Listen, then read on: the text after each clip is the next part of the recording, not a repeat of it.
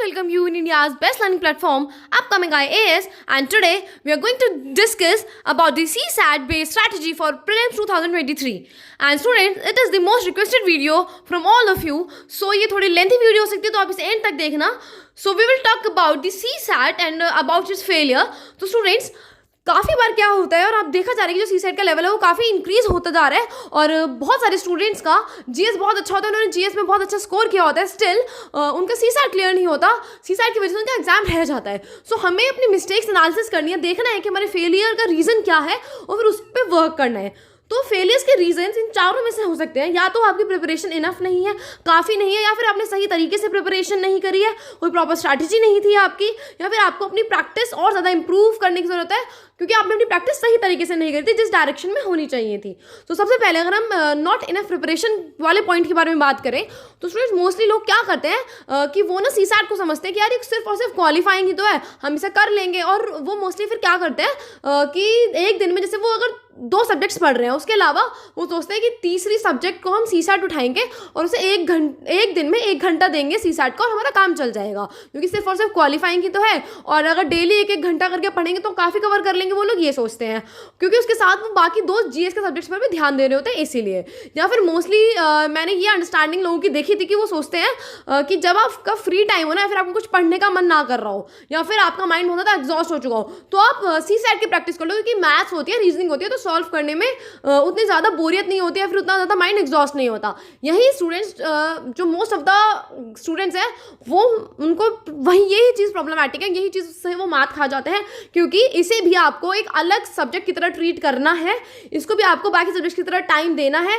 ये जो the 1 hour per day policy वाली चीज़ है, एक दिन में आप इसे 1 घंटा देंगे, ये एक इम्प्रॉपर प्लान है, कोई प्रॉपर स्ट्रैटेजी नहीं है. आपको बाकी सब्जेक्ट्स की तरह इसे भी प्रॉपर डेज देने हैं. जैसे आप कवर करते हो ना कि जैसे आपको लेट से पॉलिटी है तो पॉलिटी को आप 15 डेज में 17 डेज में कवर कर लोगे. सिमिलरली आपको सीसैट के लिए भी टाइम देना है कि 20 डेज या 22 डेज में आप पूरे सीसैट पढ़ेंगे और उस टाइम में सिर्फ और सिर्फ आप सीसैट ही पढ़ रहे होंगे. हाँ, आप सीसैट के साथ कोई और अदर सब्जेक्ट उठा सकते हो जो सब्जेक्ट आपको ईजी लगता हो. लाइट से आपने मॉडर्न हिस्ट्री उठा लिया, ओके, तो सीसैट के साथ साथ आप मॉडर्न हिस्ट्री भी कर रहे हैं लेकिन फिर उसके बाद कोई थर्ड सब्जेक्ट नहीं उठाओगे और सीसैट को भी एक प्रॉपर जीएस के सब्जेक्ट की तरह ही समझोगे और उसे टाइम दोगे. तो इस पॉइंट का कंक्लूजन ये निकला कि आपको सीसैट को भी डेडिकेटेड टाइम देना है जिससे कि अगर आप बाकी सब्जेक्ट्स पे फेल कर रहे हैं, मीन्स आप बाकी सब्जेक्ट्स पे अपना टारगेट कंप्लीट नहीं कर पा रहे हैं, 20 डेज में कंप्लीट सब्जेक्ट को कंप्लीट नहीं कर पा रहे हैं, तो फिर उससे क्या होता है कि सीसैट भी जो है ना वो डिस्टर्ब होती है. सीसैट वाला जो एलिमेंट है वो कंप्लीटली आप उसे इग्नोर कर देते हो और आप जीएस में ज़्यादा ध्यान देते हो. इसलिए आपको सीसैट को डेडिकेटेड टाइम देना है, एक टाइम बाउंड मैनर में उसे ट्रीट करना है. Moving to the next point which is no proper strategy. Students, इसमें कोई प्रॉपर स्ट्रैटेजी नहीं होती क्योंकि लोगों को लगता है कि इसकी क्योंकि कोई प्रॉपर बुक नहीं है तो इसीलिए जिस भी जगह से आप पढ़ना चाहो वैसे पढ़ सकते हो. आप कहीं से भी पढ़ो उसके बारे में, बस आपको 2 चीज़ें ध्यान रखनी है. पहली बात आपको देखना है कि आपकी क्या वीकनेस है, क्या स्ट्रेंथ है, क्योंकि सीसैट में 3 चीज़ें होती हैं, कॉम्प्रिहेंशन, रीजनिंग एंड मैथ्स. तो आपको अपने हिसाब से देखना है. फॉर एग्जाम्पल हम एक एग्जाम्पल ले लेते हैं कि मेरे लिए जो मैथ्स है वो थोड़ी वीक है मेरी, लेकिन जो रीडिंग कॉम्प्रिहेंशन है और जो रीजनिंग है वो काफ़ी अच्छी है, उसमें मैं थोड़ा बेटर स्कोर कर लेती हूँ. तो फिर जो मेरे सब्जेक्ट अच्छा नहीं है, मीन्स मैं मैथ्स में वीक हूँ, तो मुझे मैथ्स में ज़्यादा ध्यान देना है, उसके ज़्यादा कॉन्सेप्चुअल बेस्ड क्वेश्चंस करने हैं और इन 3 में से कोई 2 चीज़ें आपकी अच्छी होनी ही चाहिए, तभी आप एग्जाम को क्लियर कर सकते हो और आपको जो न्यू पैटर्न आ रहे हो ना उसके बेसिस पे अपने एग्जाम की प्रिपरेशन करनी है. सो एक चीज़ तो आपको ये ध्यान रखनी है कि जो आपकी वीकनेस है आप उस पर ज़्यादा काम करेंगे. दूसरी बात ये कि आप प्रीवियस ईयर क्वेश्चन से काफ़ी ज़्यादा हेल्प लेंगे और उनसे न्यू कंसेप्ट समझने की ट्राई करेंगे और प्रीवियस ईयर क्वेश्चन ज़्यादा से ज़्यादा करेंगे. एंड इसी पॉइंट को अगर मैं ज़्यादा इलेबोरेटिव मैनर में आपको समझाऊँ तो 2021 के सीसैट के पेपर को हम एनालिसिस करें तो जो मैथ्स और रीजनिंग थी वो ईजी थी, वो डुएबल थी. मैथ्स इतनी हार्ड नहीं थी लेकिन रीडिंग कॉम्प्रिहेंशन काफ़ी टफ था. लेकिन अगर हम 2022 के सीसैट के पेपर को देखें तो रीडिंग कॉम्प्रिहेंशन काफ़ी ईजी था, डुएबल था, लेकिन मैथ्स बहुत ज़्यादा टफ थी. तो इसीलिए अगर आप इन 3 चीज़ों में से 2 में बेटर होंगे तो आप इजीली स्कोर कर सकते हो. एंड इसकी क्या स्ट्रैटेजी होनी चाहिए, आपको ये नहीं सोचना है कि सिर्फ से क्वालिफाइंग है 66.6% तो ही चाहिए. नहीं, आपको 100 मार्क्स का टारगेट लेकर चलना है और आपको एटलीस्ट 50 क्वेश्चन अटेम्प्ट करने ही करने हैं. आपको ये नहीं सोचना है कि लाइक अगर हम जितने क्वालिफाई करने के लिए चाहिए उतने ही क्वेश्चन अटेम्प्ट करेंगे, नहीं, क्योंकि प्रोबेबिलिटी होती है कि उसमें से गलत हो, फिर नेगेटिव मार्किंग हो जाती है, इसलिए स्कोर भी नहीं आ पाता. तो एटलीस्ट आपको 50 क्वेश्चन अटेम्प्ट करने ही करने हैं. And the important one is art of living not living. Means अगर आपको कोई क्वेश्चन नहीं आता तो आप उसे स्किप कर दो। इसके बारे में भी हम आगे बात करते हैं अबाउट ये टाइम मैनेजमेंट इशू, क्योंकि काफ़ी ज़्यादा दिक्कत स्टूडेंट्स को टाइम मैनेजमेंट की ही रहती है।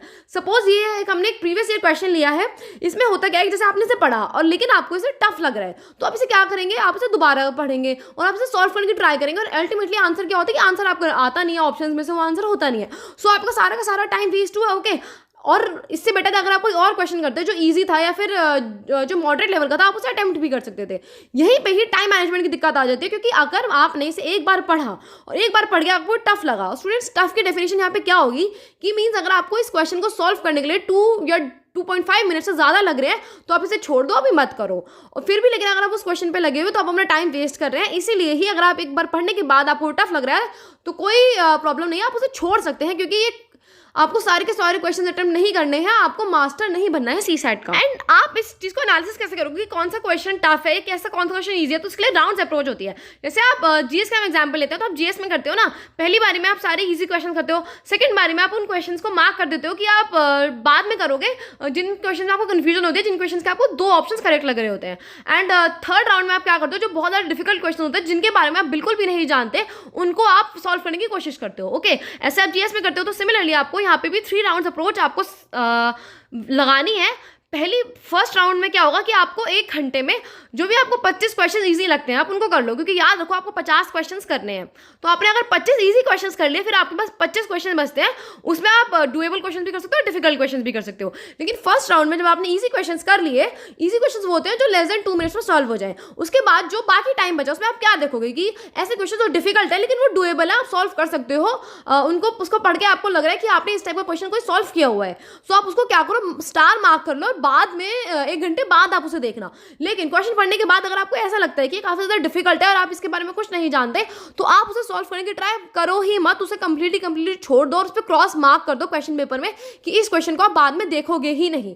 ओके, तो फिर जो 1 घंटा बचेगा ना इजी क्वेश्चन करने के बाद, उसमें आप उन क्वेश्चन को करो जो आपने स्टार मार्क करे होंगे, जो कि आपको थोड़े डिफिकल्ट लग रहे हैं बट वो डुएबल है, वो मॉडरेट लेवल के, आप उन्हें कर सकते हो और आप अपने फिर मार्क्स स्कोर कर सकते हो। ओके स्टूडेंट्स, तो ये 3 राउंड्स अप्रोच होनी चाहिए सीसैट के अंदर भी पेपर को सॉल्व करने के लिए। Moving on to the next approach of improper practice. Students देखो, मोस्टली लोग क्या होते हैं, आप में से भी काफ़ी लोग ऐसा करते होंगे कि आप कैसे प्रैक्टिस करते होंगे, आप सुबह उठे, आपने या तो सीसैट की डायरेक्ट प्रैक्टिस कर ली, सीसैट के क्वेश्चंस कर लिए, या फिर आपने कोई और सब्जेक्ट उठाया जीएस का, उसके कुछ देर बाद आपने आधा घंटे का रेस्ट लिया, नैप वगैरह ली या फिर कुछ खाया पिया और फिर आपने सीसैट की प्रैक्टिस कर ली। यहीं पे ही स्टूडेंट्स सबसे ज़्यादा दिक्कत होती है, क्योंकि इस प्रैक्टिस आपको जब करनी है आप तब करो, लेकिन आपको टेस्ट उस मैनर में देना है जैसे आप सीसैट को एग्जाम में आप अटेम्प्ट करेंगे। क्योंकि देखो, एक्चुअल एग्जाम डे के दिन क्या कंडीशन होती है, आप उठते हो, आप अपना सेंटर तक पहुंचते हो, लाइक उससे पहले आप ट्रैवल करते हो, आप अपना ब्रेकफास्ट करते हो, जो भी सारी चीज़ें करते हो, फिर आप 2 घंटे का जीएस का पेपर देते हो। उसके 2 घंटे के जीएस के पेपर देने के बाद 3 घंटे का ब्रेक होता है और उसके बाद आप सीसैट का पेपर अटेम्प्ट करने जाते हो।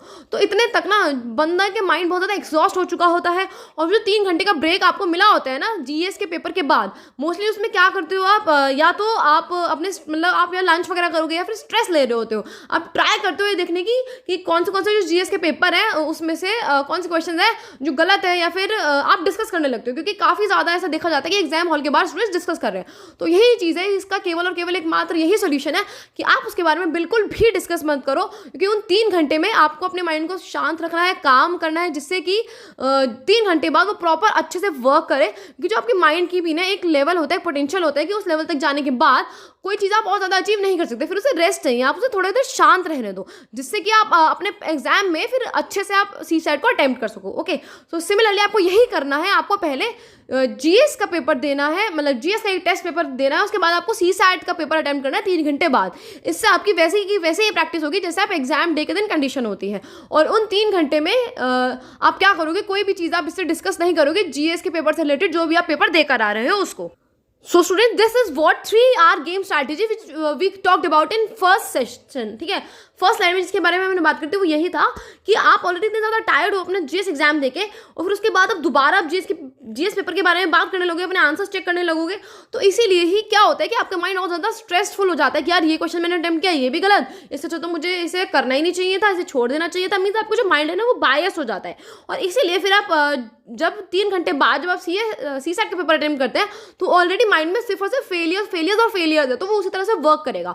तो आपको अपने माइंड को शांत रखना है, आपको उसे बताना है कि नहीं अब सी सेट का एग्जाम है तो आपको अच्छे से प्रिपेयर करना है, क्योंकि जो आप अपने माइंड को डायरेक्शन दोगे आपका माइंड उसी के अकॉर्डिंगली वर्क करेगा। और ट्रस्ट मी, आप ये चीज़ करना छोड़ दो, जीएस के पेपर को चेक करना छोड़ दो, उसके बाद जो आपका एग्जाम जाएगा ना वो काफ़ी हद तक अच्छा जाएगा। 30% चांसेस ज़्यादा हो जाएंगे कि आपका जो एग्जाम है वो सी सेट का क्वालिफाई हो जाए, क्लियर हो जाए। Moving on to the last smart approach, smart strategy. Students देखो, अगर हम मैथ्स और रीजनिंग के बारे में बात करें तो आपको क्या करना है, बहुत सारे क्वेश्चंस ऐसे होते हैं कि जो रिपीट होते हैं, मींस क्वेश्चंस रिपीट नहीं होते लेकिन उनका जो कंसेप्ट है ना वो रिपीट होता है। तो प्रीवियस ईयर क्वेश्चन से आपको उनके कंसेप्ट को एनालिसिस करना है, उसके कंसेप्ट को सीखना है, क्योंकि आप इस स्लाइड में भी देख रहे होंगे कि प्रीलिम्स 2017 एंड प्रीलिम्स 2022 के 2 क्वेश्चन मैंने लिए हुए हैं और इनका जो पैटर्न है वो लगभग सेम है, कॉन्सेप्ट सेम है। तो इसीलिए ही आपको प्रीवियस ईयर क्वेश्चन से अपने कॉन्सेप्ट बिल्डअप करने हैं, जिससे कि ज़्यादा से ज़्यादा फिर आप उसके प्रैक्टिस कर सकें। सो ये तो हो गई मैथ्स और रीजनिंग के लिए स्मार्ट अप्रोच। अगर हम रीडिंग कॉम्प्रिहेंशन के लिए स्मार्ट अप्रोच के बारे में बात करें तो वो क्या होगी स्टूडेंट्स, यहाँ पे देखो स्लाइड पे आपको एक कॉम्प्रिहेंशन दिख रहा होगा, ये भी प्रीवियस ईयर से लिया हुआ है। आपको सबसे पहले क्या करना है, आपको सबसे पहले उसके क्वेश्चंस जो होगा ना, मीन्स जो उसके ऑप्शन होगा उस ऑप्शंस को पढ़ना है, फिर आपको कॉम्प्रिहेंशन को पढ़ना है और फिर से दोबारा आपको ऑप्शंस को पढ़ना है। ऐसा करने से क्या होगा कि जो ऑप्शंस गिवन है आपको पता लग जाएगा कि अच्छा ऑप्शन में इस चीज़ों के बारे में पूछा है, तो जब आप पैराग्राफ पढ़ेंगे, जब आप कॉम्प्रिहेंशन पढ़ेंगे तो आपके माइंड में पहले से ही वो चीज़ रहेंगी और जहाँ पर भी आप ऑप्शन से रिलेटेड चीज़ों को देखें आप वहीं पे उसे अंडरलाइन कर लेना। ओके, अदरवाइज मोस्टली स्टूडेंट्स क्या करते हैं, पहले उस पैसेज को पढ़ते हैं, कॉम्प्रिहेंशन को पढ़ते हैं, फिर वो ऑप्शंस को देखते हैं और फिर वो ऑप्शंस को देख के दोबारा पैसेज को पढ़ते हैं, दोबारा उस पैसेज में ढूंढते हैं कि वो वर्ड्स कहाँ लिखे हैं। इससे बहुत ज़्यादा टाइम वेस्ट होता है और आपको टाइम कम है, आपको ज़्यादा क्वेश्चन अटेम्प्ट करना है, वो भी सही तरीके से, क्योंकि कई बार ऐसा होता है कि टाइम कम होने की वजह से जो क्वेश्चन आपको आ रहे होते हैं वो भी छूट जाते हैं। ऐसे क्वेश्चन अटेम्प्ट करने की वजह से या तो वो डिफिकल्ट है या फिर आप उन्हें बार बार पढ़ रहे हो, इसीलिए। सो आपको ये ध्यान रखना है कि पहले आपको ऑप्शंस पढ़ने हैं, फिर पैसेज पढ़ना है, आफ्टर दैट आपको फिर से ऑप्शंस पढ़ने हैं। सो इसे कंक्लूड करते हैं, अगर मैं आपको बताऊं तो आपको प्रीवियस ईयर क्वेश्चन जो है वो 5 ईयर्स के मिनिमम तो सॉल्व करना ही करना है, जिससे कि आपको कॉन्सेप्चुअल अंडरस्टैंडिंग हो जाएगी। इसके साथ साथ जब आप प्रैक्टिस करेंगे, जब आप सीसैट के टेस्ट देंगे तो आपको उस फॉर्मेट में देना है जिस फॉर्मेट में एग्जाम डे में सिमुलेशन होता है। मीन्स पहले आपको एक जीएस का टेस्ट देना है, फिर उसके बाद 3 घंटे तक आपको रुकना है, फिर सीसैट का टेस्ट देना है। इससे कि ऐसे ही अगर आपकी प्रैक्टिस होगी तो आपको एग्जाम डे वाले दिन ज़्यादा प्रॉब्लम नहीं आएगी। सो मेरी फाइनल एडवाइस आप सभी लोगों के लिए ये है कि आप सीसैट से डरिए मत, घबराइए मत, और जो भी आपकी कमियां हैं उसको आप उस पर वर्क करिए, आप उस कमी को एनालिसिस करिए। जो आप नॉर्मल टेस्ट दे रहे हैं सीसैट्स के, उससे देखिए कि आप कहाँ पे फॉल बैक कर रहे हैं, किस कॉन्सेप्ट को आपको दोबारा से समझने की जरूरत है, क्योंकि स्टूडेंट्स सीसैट के अंदर जो IITians हैं, जो इंजीनियर्स हैं, वो भी फेल हुए हैं। सो इसीलिए ही इसको कोई ईगो पे लेकर जाने वाली बात नहीं है और ना ही अपना मोरल डाउन करने की बात है, ना ही डीमोटिवेट होने की बात है, लेकिन आपको यही करना है कि आपको उस चीज़ से सीखना है, गलतियों से सीखना है, और जो अपनी गलतियों से सीखता है वही आगे बढ़ता है। और आप देखना, अगर आप अपनी गलतियों से सीखेंगे, आप हमारे बताई हुई स्ट्रैटेजी के अकॉर्डिंगली चलेंगे, तो आप डेफिनेटली आप अपने सीसैट को क्वालिफाई करेंगे। So student, this was all about today's session. हम आपके लिए ऐसे ही प्रीलिम्स 2023 को क्रैक करने के लिए स्ट्रैटेजी बेस्ड चीज़ें लेकर आते रहेंगे। So stay connected with us and do share it with your friends so that they can also get the benefit of prelims booster series.